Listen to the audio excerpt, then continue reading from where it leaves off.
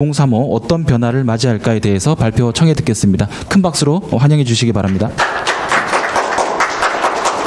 안녕하세요. 국민대학교 정구빈입니다. 오늘 발표를 맡게 돼서 영광이고요. 사실 이제 지금 자율주행 2035는 두 가지 관점을 좀 봐야 되거든요. 그러니까 뭐가 있냐면 지금 자율주행이 위기인가? 이런 부분들, 현재 부분하고 그 다음에 미래 어떻게 될 것 같은데 그게 과연 어떤 하나의 신기루일까? 이런 부분을 좀 봐야 되고 그래서 보고서에서 이제 그 연결 부분들, 현재와 미래 연결 부분을 좀 신경을 쓰려고 했는데 한번 좀 살펴보시면 될 것 같습니다.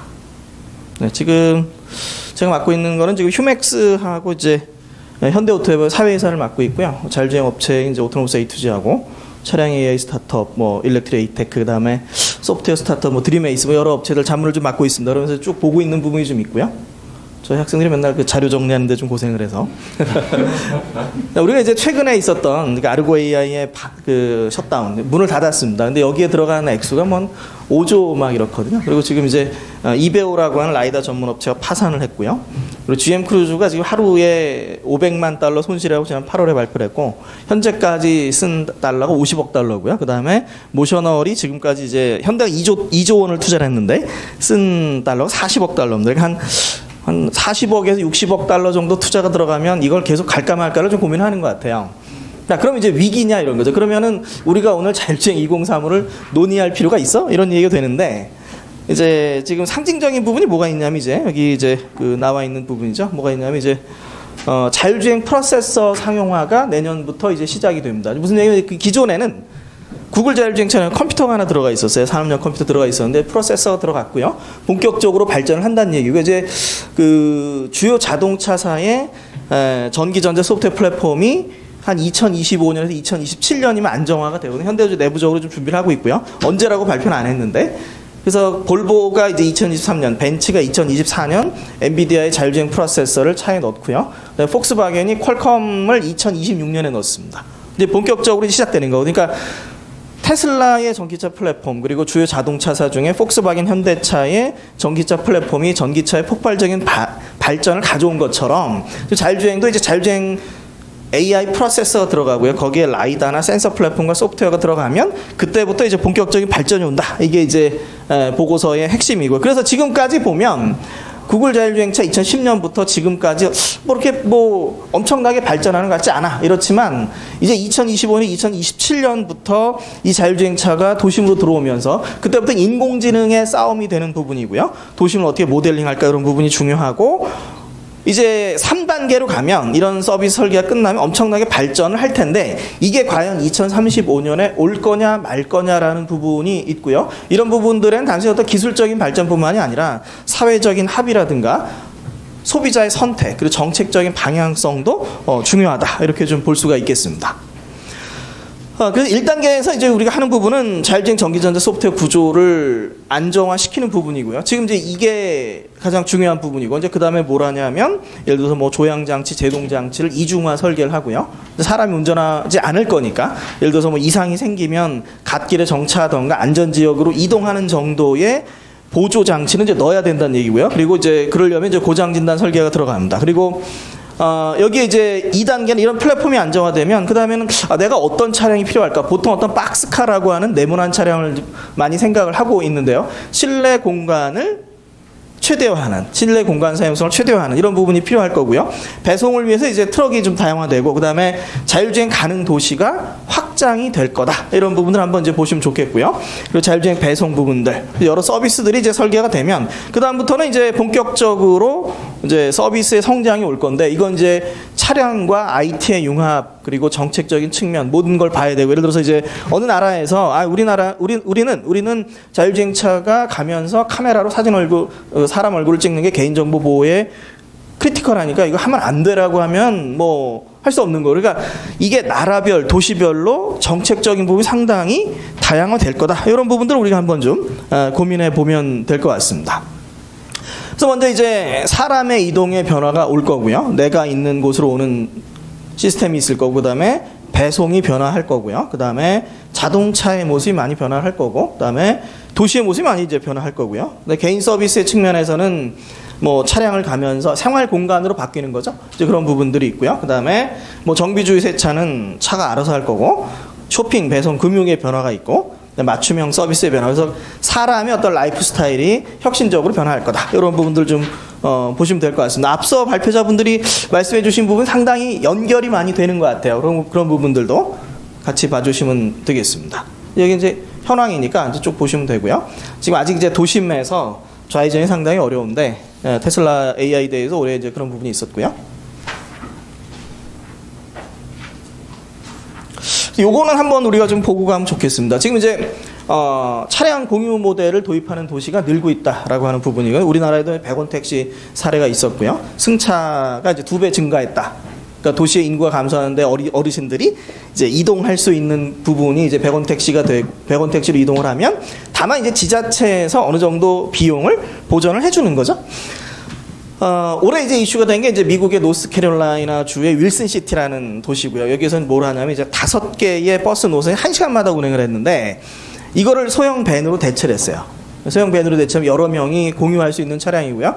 비용은 이동에 1.5달러입니다. 그랬더니 이제 기존에 버스가 한 1,400회 운행을 했는데 3,700회 주당 운행이 늘었더라. 이런 부분들이고요. 그 다음에 다만 이제 연간 예산이 130만 달러에서 160만 달러 늘었는데 지자체가 여기에 투자를 할 것인가라고 하는 부분이죠. 지금 이제 자율주행 셔틀 운행에 상당히 많은 시사점을 주는 부분이고요. 그 다음에 현대 셔틀 사례도 또 하나 있는데, 그러니까 여기 나와 있는 부분들이 얘기하는 게 뭐냐면 아까 이제 그 도시 얘기가 많이 나왔는데 다 연결되는 부분입니다. 그러니까 기존의 어떤 어느 나라의 교통이라고 하는 게 출퇴근 위주로 있었는데 이제는 어떤 로컬한 내 주위에 학교를 가고 백화점을 가고 뭐 음식점을 가고 로컬한 이동이 많이 늘었고 그런 이동을 위한 대중교통이 많이 없었는데 그런 부분들을 앞으로 자율주행 공유 차량이 많이 대체를 할 거다라고 하는 부분이고요. 그런 부분들에서 이제 이런 부분들을 어떻게 설계해 나갈 것인가 이런 부분들이 앞으로 이제 중요하게 될 것 같습니다. 이제 자율주행 프로세서 소프트웨어 플랫폼이 2025년에서 2027년 정도면은 주요 자동차사가 안정화되고, 근데 이 모든 자동차사를 얘기하는 의미라는 건 아니고요. 테슬라 구조와 유사하게 갑니다. 그럼 이제 관련된 스타트업이 많이 사라질 수 있는데, 다만 뭐도 있냐면 이제 이런 게 안정화되면 뭐 이제 스타트업들이 다양한 차량을 만들어서 니치 마켓을 키워갈 수 있는 이런 요건도 좀 될 거고요. 그래서 그 다음에는 이제 어떤 도심으로 이제 들어와서 도심 서비스를 조금씩 풀어갈 거다라고 하는 부분입니다. 여기 하나만 우리가 좀 보고 가면 자율주행 프로세서 지금 세 개 업체가 지금 주로 경쟁을 하고 있는데 모빌아이가 이제 4월에 마이애미 자율주행을 하는데 차량 도착한 지 2주 만에 자율주행을 했다고 발표를 했습니다. 이게 어떤 얘기냐면 상상이 좀 안 되죠? 자율주행차 왔는데 2주 만에 자율주행을 했어? 모빌아이가 이미 이제 주요 도시의 정밀 지도를 가지고 있고요. 그 정밀 지도 상에서 가상으로 AI 자율주행을 트레인을 한 다음에 트레인이 끝났을 때 이제 차를 도입해서 테스트만 해본 거죠.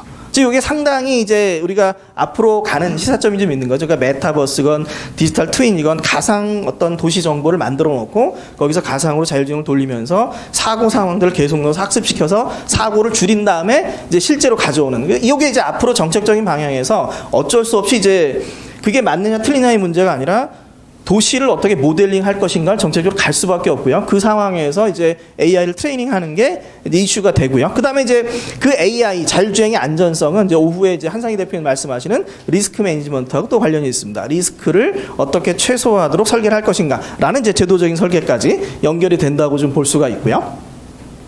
네, 그래서 올해 이제 자율주행 위기라고 그러는데 폭스바겐이 계약한 게 퀄컴하고 10억 유로, 미노비즈 라이다 40억 달러고요. 볼보나 벤츠 부분들. 그래서 본격적으로 지금 오고 있다 이런 부분들이고 그래서 이제 자율주행 특이점이 다가오는데 그러면 기존의 운전이라는 부분에서 이동이라는 부분으로 바뀌게 되고 운전이라고 하는 부분이 건강한 운전자만 이동할 수 있었다면 이제 모든 사람이 이동할 수 있는 이런 부분들. 아까 이제 고령화 사회 나온 것처럼 우리가 이제 고령화 사회를 대비해서 어떻게 갈 것인가에 어떤 자율주행이 상당히 중요한 역할을 할 것이다. 이런 걸 좀 볼 수가 있습니다. 그래서 앞으로 중요한 게 어떤 도심 자율주행을 위해서 정보체계를 어떻게 구축해 갈 것인가 이런 부분들이고 물론 여기엔 뭐가 있냐면 자율주행차가 가면서 사람 얼굴을 찍었을 때 이걸 사생활 침해로 볼 것인가 사람들이 그거를 인정을 할 것인가 이런 부분들 어떤 사회적인 합의가 나라마다 도시마다 달라질 수 있다는 얘기가 되고요. 그 다음에 이제 공유 서비스를 위해서 다양한 이제 서비스들을 우리가 좀 준비해 가야 되는 부분이 좀 있고요. 그 다음에 뭐 주행 예측, 여기 상당히 중요한 부분이고, 그리고 이제 계속 나오는 것처럼 이제 시뮬레이터, 가상 세계를 어떻게 만들어서 메타버스 상에서의 자율주행을 어떻게 키워갈 것인가라고 하는 부분들을 주요 이슈로 볼 수 있습니다. 그래서 보고서에서는 두 가지 시나리오를 봤어요. 어떤 시나리오냐면 변화가 느릴 수도 있습니다. 이게 뭐 어떤 나라는 자율주행이 너무 위험하고 사고가 일으킬 수 0이 될 수는 없기 때문에 우리는 도입하지 않을 거야. 그럼 나라별, 국가별, 도시별로 자율주행 도입은 상당히 차별화가 될 거고요. 그리고 그 자율주행차의 도입에 지자체 예산이 투입이 될 거기 때문에 그게 그 지자체에서 허락을 할 거냐 말 거냐의 이슈, 사회적 합의가 될 거냐 말 거냐의 이슈가 하나 있습니다. 그래서 우리가 이제 볼 수 있는 부분들은 이제 2단계 정도, 그러니까 여전히 자율주행차 기반 도심 서비스를 설계하는 단계에 머무르는 국가나 도시가 있을 거고요. 그리고 자율주행 서비스 그 본격화해서 발전해 나가는 국가나 도시가 있을 거다. 이렇게 좀 볼 수가 있고요. 변화가 느릴 때 우리가 천천히 변화한다고 보면 여기에서 이슈가 되는 부분들은 수동 주행 차량과의 공존이 어떻게 될 것인가. 그 다음에 소유 중심의 모델이 될 거고요. 이제 자동차 기술이 하나의 기술이 도입돼서 사라지는 데가 한 30년 정도. 그러니까 도입돼서 완벽하게 보급되는 데가 대략 한 30년 정도 남는데 그 소유 모델의 중심이 되고 그러면은 이제 그런 상황에서 다양한 자율주행 차량 설계를 시도하고 공유 차량이 도시의 일부에 운행되는 이런 부분들을 한번 생각해 볼 수가 있습니다. 이제 더 나가면은 이제 레벨 4 차량, 즉 운전이 필요 없는 차량들을 공유하는 부분 도시가 이제 늘어날 거고요. 그런데 이 부분은 사실은 뭐 모든 도시를 달릴 거냐라는 부분들보다는 이제 한적한 도시나 새로 만든 도시, 신도시 같은 경우는 우리가 충분히 달릴 수가 있을 거고 결국 AI의 발전과 이제 연결이 된 부분이고요. 그다음에 이제 공유 중심의 모델을 우리가 볼 수가 있습니다. 아까 우리가 나왔던 것처럼 자율주행 셔틀을 공유하는 어떻게 보면 이제 그게 버스를 대체하고 대중교통을 대체하는 모델이 하나 되고요. 그다음에 택시를 대체하는 나를 위한 자율주행차의 공유, 어떻게 보면 일반 공유와 뭐 프리미엄 공유로 나눠보기도 하고요. 그 다음에 내가 돈이 좀 많으면 나는 소유를 하고 싶은데 그럼 소유나 개인 운전에 대해서는 어떻게 할 것인가? 그럼 그런 부분들에서 어떤 세금을 많이 걷어서 그런 부분들을 지자체 운영에 투입하는 부분도 정책적으로 고민을 해볼 수가 있고 그래서 앞으로 나오는 부분들이 어떤 사용자와 정부의 역할이 상당히 중요하다 이렇게 좀 볼 수가 있겠고요. 그 대중교통을 대체하고 자율주행 배송 서비스를 가고요. 그리고 이제 UAM과 로봇 연계 서비스 발전 상당히 중요합니다. 아까 이제 신동희 팀장님 말씀하신 거 야간에 배송하게 되면 야간 배송을 하게 되면 누군가 사람은 투입이 돼야 되거든요. 그 사람이 이동하는 부분에서는 자율주행차를 내리면 끝인데 짐은 누군가 내려야 되고 누군가 갖다 줘야 되기 때문에 그런 부분에서 어떤 로봇 연계가 좀 필요할 거다 이런 부분이고요. 그리고 꽉 막힌 도로를 대체하기 위해서는 지하나 아니면은 지상에 UAM이 좀 있을 거다. 그리고 이제 고령화 사회를 대비해서 인력 대체를 위해서 이제 특수 목적 차량이 다양하게 뭐 청소차라든가 구급 차량이나 이런 부분들 안전을 위한 차량도 발전해 갈 거다. 이런 부분들을 우리가 한번 좀 볼 수가 있습니다. 그래서 보면은 이게 이제 서울연구원에서 나온 보고서인데요. 주차장이 많이 줄어들면서 이제 도시와 공간의 여유 부분들, 그 다음에 주문형 교통 서비스, 배송 서비스 부분들, 그 다음에 이 생활 공간으로 바뀌는 자동차라고 하는 부분이 우리가 조금 더 고민해봐야 될 부분이 있습니다. 과연 우리가 생활 공간으로 바뀌었을 때 이게 내 집같이 바뀌면 과연 이걸 공유할 수 있어? 생활 공간으로 바뀌는 차량이 공유에 방해가 되진 않을까? 그런 부분도 한번 우리가 고민을 좀 해볼 수 있을 것 같고요. 그 다음에 이제 인력 구조의 변화에 대한 고민들. 아까 이제 원장님 말씀에서 나왔던 부분처럼 고급 인력의 어떤 변화나 이런 부분들이나 아니면은 이제 도시 정책에 대한 부분들, 도시 전반적으로 어떻게 꾸밀 것인가라고 하는 부분들, 그 다음에 주차장과 도로 정책 부분들, 이런 부분을 한번 볼 수가 있습니다. 그러니까 자동차 자체는 이제 그 공유를 하면 되기 때문에 자율주행차로 감소가 되고 주차장도 감소가 되고 도시 공간의 여유가 오는데 도시 교통량이 사람의 이동이라고 하는 부분들은 계속 가야 되기 때문에 이런 주차장의 도로 교통에 대한 부분들, 그 다음에 공유 모델에 대한 부분들, 사회적 합의의 필요성 부분들을 우리가 한번 좀 고민해 보면 네, 교수님 조금만 속도. 네네네. 예. 40초 남았습니다. 네. 그래서 이제 법제도 발전 쪽을 보면 우리가 이제 어떤 지금까지 왔던 거는 기본적인 운영을 위한 제도고요. 앞으로 가야 될 부분들은 이제 레벨 3, 4 운영을 위한 세부 제도고 그리고 서비스를 운영을 위한 이제 세부 제도를 만들어 가야 될 거고요. 특히 중요한 부분들이 여기 이제 ADS, 오토메이티드 드라이빙 시스템의 평가나 규제처럼 이제 이 부분은 이제 AI의 규제하고 연결돼서 우리가 한번 좀 바라보면 좋을 것 같습니다. 네. 네, 여기까지 발표를 마치겠습니다. 감사합니다. 아유, 감사합니다. 예. 정구민 교수님 발표 감사드립니다. 그 정구민 교수님 아까 우리 6G가 어떻게 보면은 연결의 전환에서 가상 공간을 통한 전환을 공간 연결을 말씀해 주셨는데